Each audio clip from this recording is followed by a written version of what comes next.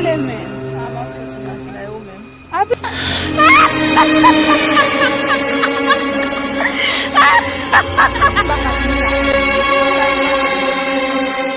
Sa bom dami la kayo. Eh, nasomi.